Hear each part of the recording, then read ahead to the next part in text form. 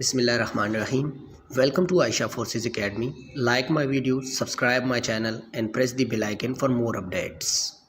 अस्सलामुअलैकुम स्टूडेंट्स, उम्मीद करता हूँ आप तमाम लोग खैर खैरियत से होंगे और बहुत ज़्यादा बेहतरीन ज़िंदगी गुजार रहे होंगे। Students, as you all know that PF की जो कमीशन ऑफिसर की जो टेस्ट प्रिपरेशन है वो चल रही है, जिसके अंदर हम बहुत सारी वीडियोस बना चुके हैं। आज हम इंग्लिश के बहुत सारे अहम तरीन सवालात देखेंगे, कुछ सिनोनियम्स देखेंगे, कुछ प्रपोजिशन भी देख लेंगे और जो जो मुझे इंपॉर्टेंट लगे वो सवाल मैं इंक्लूड करूँगा। तो वीडियो के एंड तक बने रहिए ताकि आपकी सारी कन्फ्यूजन्स क्लियर हो सकें। स्टूडेंट, फर्स्ट क्वेश्चन देख लेते हैं जल्दी से हम। Question number 1, सिनोनियम of delegate is dash.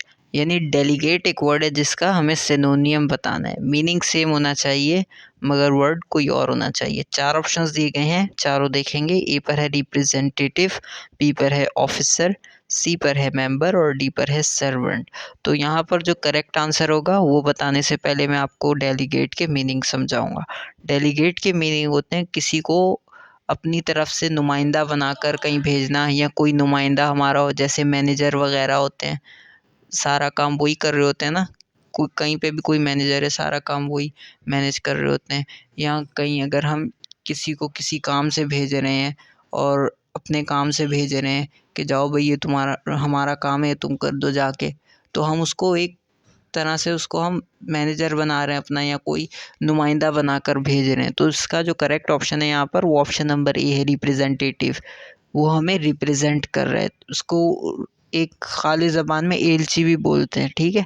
तो ऑप्शन नंबर ए बिल्कुल ठीक है। नेक्स्ट क्वेश्चन देख लेते हैं student. Question number 2, सिनोनियम of centrifugal is dash.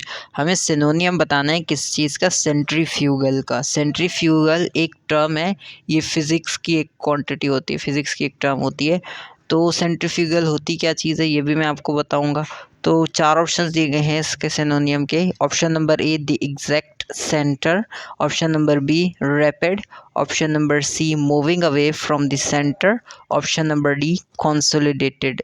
तो सेंट्रीफ्यूगल का मतलब होता है किसी चीज़ को सेंटर से उसके इर्द गिर्द घुमाना। यानी फॉर एग्जांपल आपने एक पत्थर लिया, मैं हमेशा ये पिछली क्लासेस में भी कई बार एयरमैन में भी ये बात समझा चुका हूँ, ये इसकी सेंट्रीफ्यूगल की ना। तो एक पत्थर लिया हमने, उसके ऊपर धागा बांधा, अब उस धागे को हमने हाथ में पकड़ लिया उसके एक कॉर्नर से, और उसको हमने गोल गोल घुमाना शुरू कर दिया। अब जो उसका जो धागा हमने पकड़ा हुआ है अपने हाथ में, वो उसका सेंटर पॉइंट है, और जो पत्थर घूम रहा है वो हमारे सेंटर पॉइंट के यानी हाथ के या धागे के किनारे के इर्द गिर्द घूम रहा है ना। तो इस चीज़ को हम क्या बोलते हैं? सेंट्रीफ्यूगल, ठीक है। उसके अंदर सेंट्रीफ्यूगल फोर्स पैदा हो जाती है। तो moving away from the centre वाला हमारा जो ऑप्शन है वो बिल्कुल करेक्ट होगा यहाँ पर, जो कि ऑप्शन नंबर सी है। नेक्स्ट क्वेश्चन देख लेते हैं student. Question number 3, synonym of dormant is dash. Dormant एक वर्ड है हमारे पास जिसका हमें सिनोनियम बताना है। इसके लिए 4 ऑप्शंस दिए गए हैं। Option number A animated, option number B hibernating, option number C active और ऑप्शन नंबर डी विगोरस। अच्छा, इसके लिए हमें इसका सिनोनियम पता करने के लिए हमें मीनिंग समझना पड़ेगा डोरमेंट का। डोरमेंट होता क्या है? डोरमेंट एक ऐसी टर्म है जो कि यूज़ होती है ज़्यादातर जानवरों के लिए। फॉर एग्जांपल, एक कोई ऐसा जानवर है जो कि कुछ टाइम के लिए सो गया है और वो फिर काफ़ी टाइम तक सोया रहा है, या उसके बाद फिर कई महीनों बाद उठ रहा है। जैसे कुछ ऐसे जानवर होते हैं ना, सर्दियों में अपने गुफा वगैरह के अंदर जाके, केव के अंदर जाके सो जाते हैं, और फिर जब उनका मौसम ठीक होता है तब वो जो है बाहर निकलते हैं, क्योंकि सर्दी बहुत ज़्यादा होती है, वो इतनी ज़्यादा बर्दाश्त नहीं कर पाते हैं। तो उस चीज़ को बोलते हैं डोरमेंट।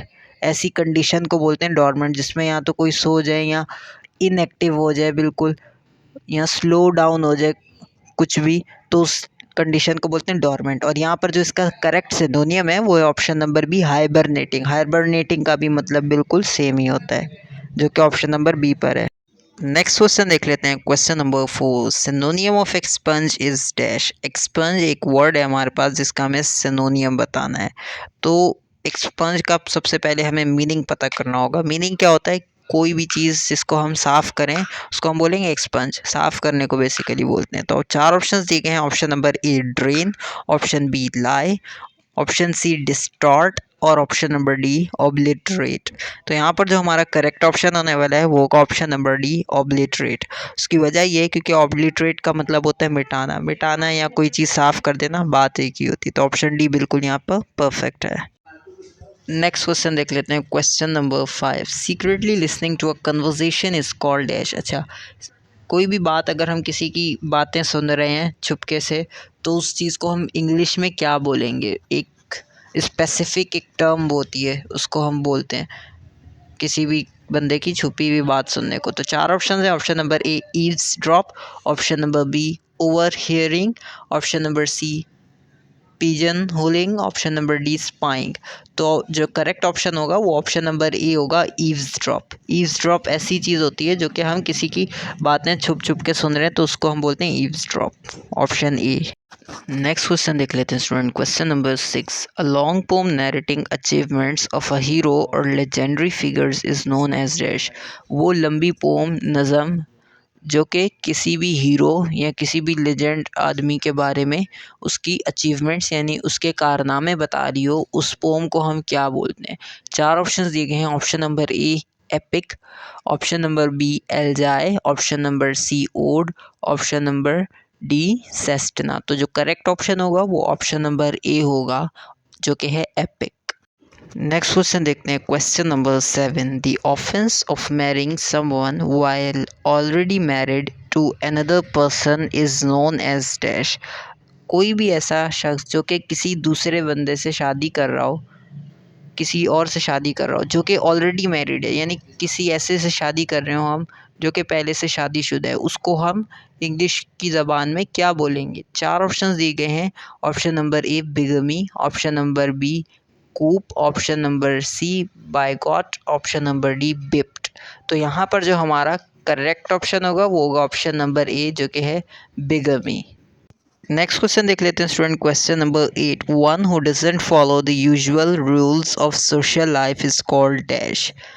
वो शख्स जो कि अपनी ज़िंदगी के ज़्यादातर ज़िंदगी के इस्तेमाल होने वाले रूल्स को फॉलो नहीं करता, यानी कि ज़िंदगी में जो हमेशा जो कॉमन से जो रूल्स होते हैं, कानून होते हैं या जो रूल्स एंड रेगुलेशंस होते हैं उनको फॉलो नहीं करता, उन पर अमल नहीं करता, उस शख्स को क्या बोलते हैं? तो यहाँ पर हमारे पास 4 ऑप्शन दिए गए हैं। Option number A egoist, option number B frank, option number D, option number C bohemian, option number D reveille. तो जो यहाँ पर जो करेक्ट ऑप्शन होने वाला है वो होगा ऑप्शन नंबर सी बोहेमियन।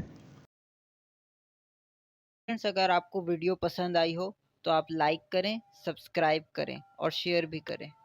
अगर आपको कोई भी प्रॉब्लम आए तो आप कमेंट करके मुझसे कुछ भी सवाल पूछ सकते हैं। मैं एवरी टाइम आपके लिए रेडी रहूँगा और आपका कमेंट का जवाब दूंगा इंशाल्लाह।